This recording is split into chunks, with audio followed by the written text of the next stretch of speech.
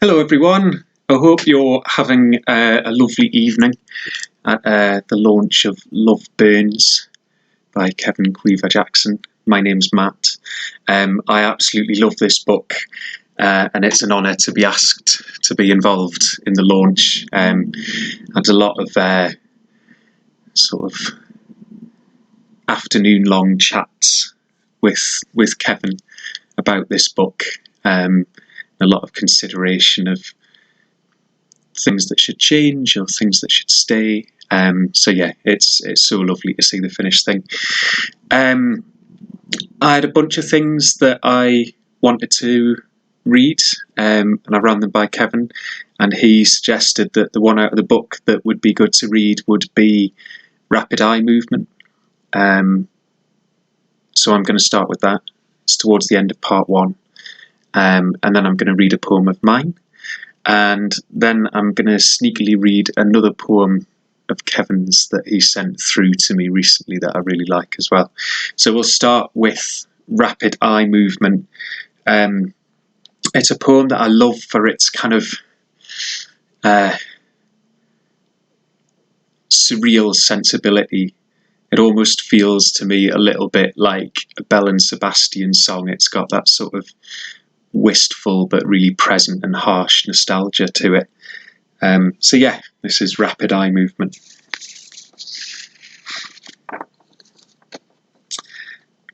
He who, maybe she, used to think playing piano was a way to touch God, or at least something beyond the window, not made of concrete. Body parts livid.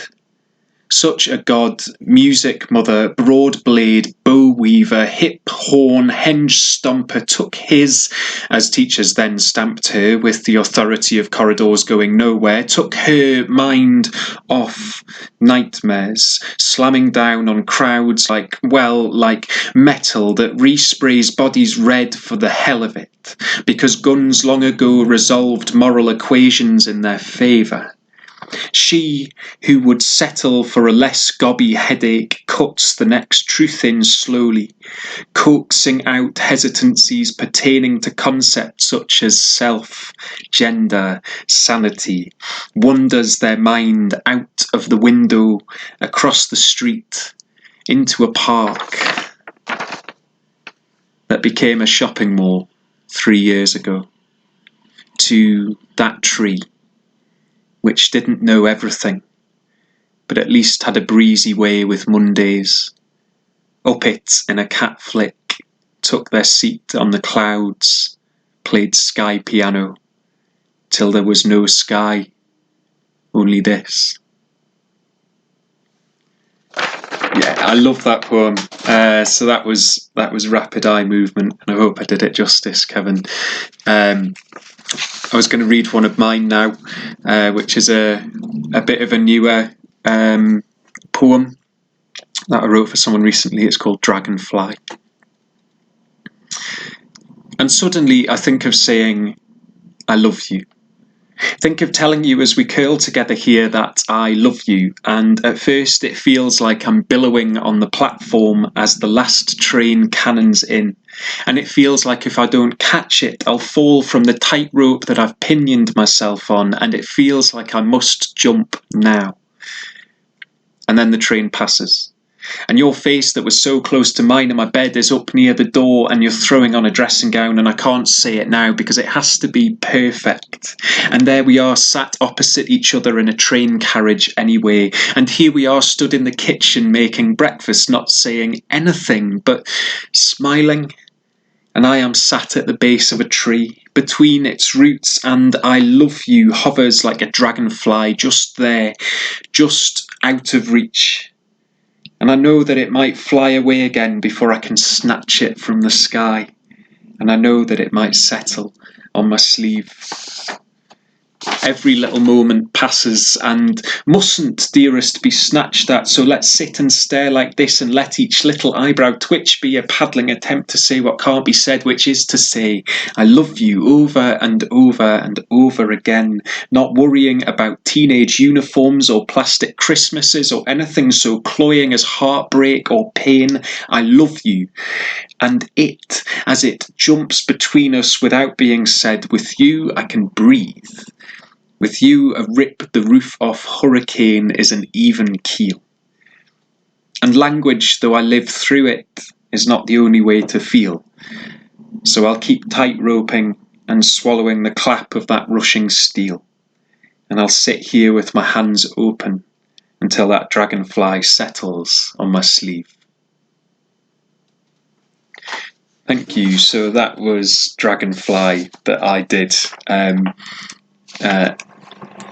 Just turn that off.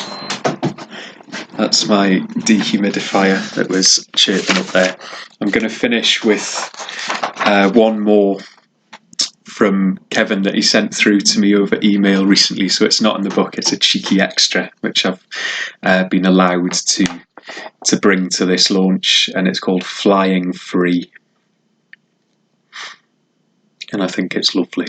This is Flying Free. Unbind your cords. Tune up your fingers. Let your guitar sing.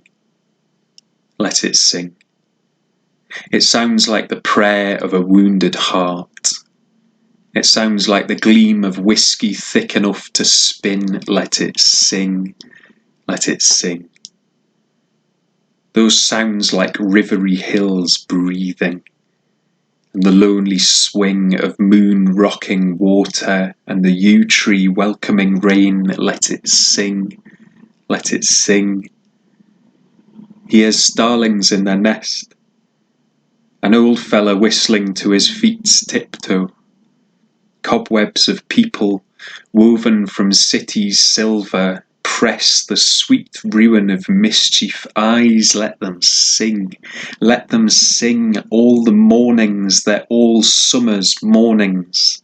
Flying free, walks on rearing cliffs, seagulls below our breath, festival firesides, flame family harbours, springs swell and surge of life fire crackling. How it sings, how it all sings. It's lovely, isn't it? Yeah, I absolutely love this book. I love its gentleness and its harshness combined. It was so great to be a part of, and it's so great to see come to fruition. And I'm really sorry that I can't be with you, but I hope the rest of the night is wonderful. I'm sure it will be, and I look forward to hearing all about it. Thank you very much. Bye. Bye.